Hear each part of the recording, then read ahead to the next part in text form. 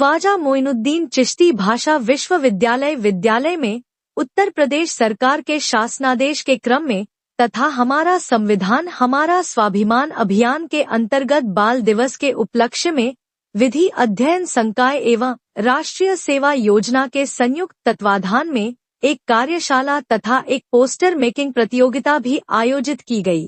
कार्यशाला का विषय बाल अधिकारों का संवैधानिक आधार और विधिक संरक्षण रखा गया, जिसकी अध्यक्षता विधि अध्ययन संकाय के अधिष्ठाता प्रोफेसर मसूद आलम ने की। उन्होंने विद्यार्थियों को बाल दिवस की शुभकामनाएं देते हुए उन्हें अपने कर्तव्यों का बोध कराया। कुलानुशासक डॉ नीरज शुक्ल जी ने विद्यार्थियों को एक अनुशासित जीवन व उन्हें क्या करना उचित है और क्या अनुचित इसका ज्ञान कराया। विभाग अध्यक्ष डॉक्टर पीयूष कुमार त्रिवेदी जी ने विद्यार्थियों को विधि के पालन का महत्व समझाया। कार्यक्रम का संचालन विभाग के सहायक आचार्य अंशुल पांडे ने किया। कार्यशाला में विशेषज्ञ के रूप में associates for advocacy and legal initiative की कार्यक्रम अधिकारी श्रीमती नेहा जी ने बच्चों को पॉक्सो एक्ट के महत्वपूर्ण बिंदुओं पर चर्चा की तथा मिस समन ने विद्यार्थियों को संविधान के मूल्यों व उद्देशिका का महत्व समझाया। कार्यक्रम में विश्वविद्यालय के अन्य शिक्षकगण व भारी संख्या में विद्यार्थी उपस्थित रहे। आदि कवि महर्षि वाल्मीकि जी के चरण कमलों में श्रद्धा सुमन अर्पित करते हुए मंचस्थ श्रीमान संजय श्रीहर्ष जी, इतिहास संकलन योजना के राष्ट्रीय सह सचिव, राष्ट्र ऋषि परंपरा के आदरणीय अवध प्रांत की Pragya ma'am, doctor professor Manoj Agarwal sir, प्रसिद्ध अर्थशास्त्री, प्रेरणा स्रोत doctor Poonam Chaudhary ma'am, social science की संकायाध्यक्ष, हम लोग की अभिभावक Chandana De ma'am, doctor Rajkumar sir, doctor Mukesh sir, इस सभागार में उपस्थित वरिष्ठ शिक्षकगण एवं छात्रों, माँ निषाद प्रतिष्ठान त्वगमा शाश्वती समा यत क्रोच मिथुना दे कम वधि काम मोहिता। क्रोच वध के उपरांत महर्षि वाल्मीकि को एक वेदना हुई और इस वेदना से और इस पीड़ा से एक श्लोक निकला जिससे रामायण की रचना हुई। कहा भी गया है श्लोका शोका आगता, जो महर्षि वाल्मीकि का शोक था वही श्लोक के रूप में आया। उसके बाद परवर्ती कई साहित्यकारों ने इस पे लिखा।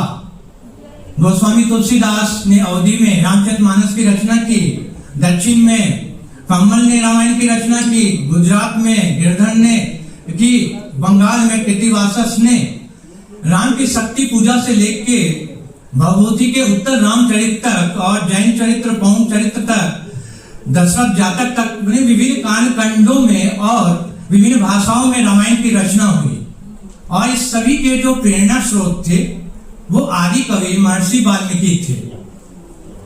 यहाँ पे मैं अपनी बात संक्षेप में रखूंगा और महर्षि वाल्मीकि जयंती के अवसर पे प्रेरणा स्रोत डॉक्टर पूनम मैम और इतिहास विभाग की परिचर्चा और चिंतन के स्वरूप महर्षि वाल्मीकि पे एक सीरीज की योजना बनी थी। एक ऐतिहासिक परिप्रेक्ष्य में रामायण को प्रस्तुत किया जाए, क्योंकि जो रामायण का जो ऐतिहासिक परिप्रेक्ष्य है वो जनसाधारण ही विद्वत जन तक भी नहीं पहुंच पाता है।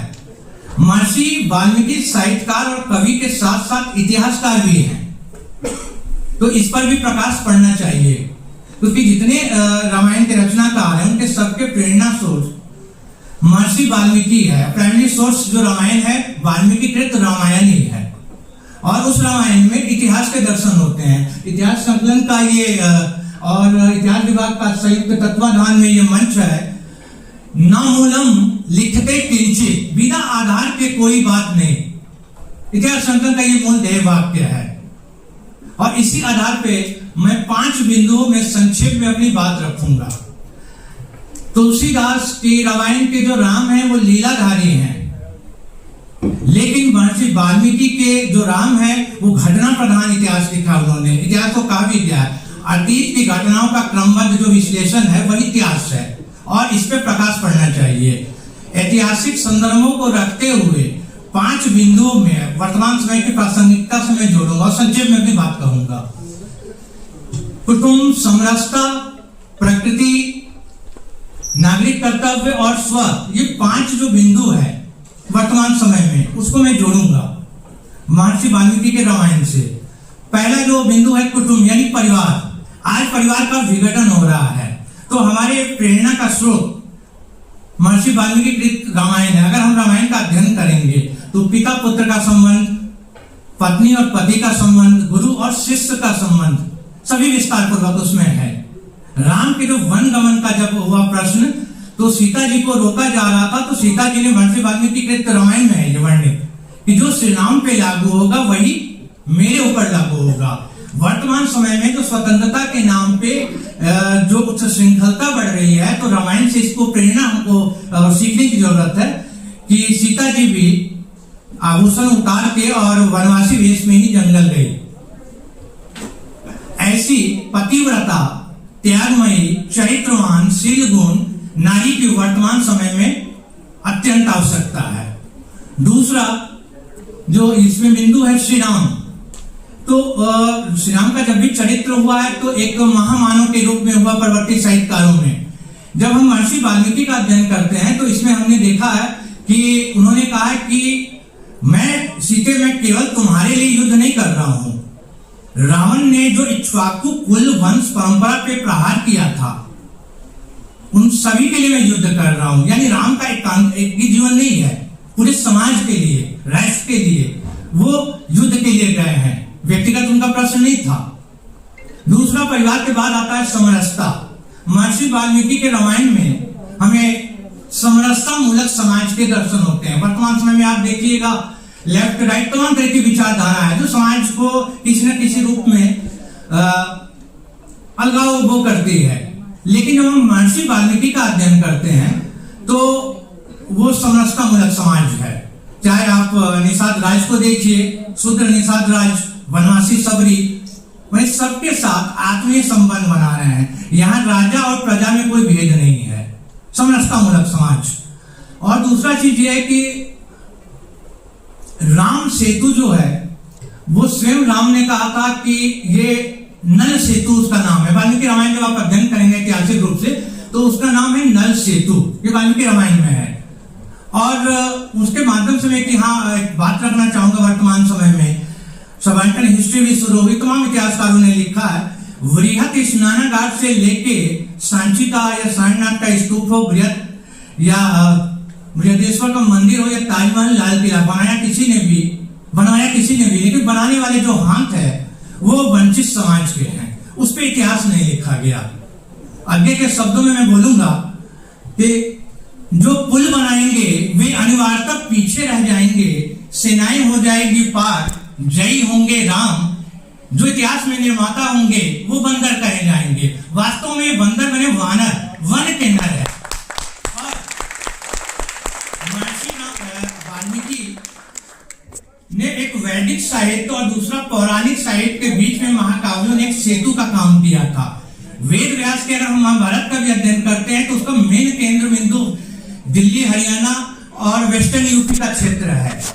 यथा कदा मगध का या विदर्भ का आ जाता प्रसंग। लेकिन जब हम महर्षि वाल्मीकि का अध्ययन कर रहे हैं तो उसमें आप देखिएगा कि आर्यवर्त के साथ दक्षिणा पथ का विस्तार से वर्णन आया है और एक तरह से सम्मिश्रित समाज का जो अगस्त, कौंडिन्य और पुलस्त्य के वंश परंपरा ने वहां बढ़ाया, उसी को विस्तार से लिखा है महर्षि वाल्मीकि। तो इतिहास के जानकारों को इसका अध्ययन करना चाहिए। इसके बाद तीसरा जो बिंदु है वो है प्रकृति।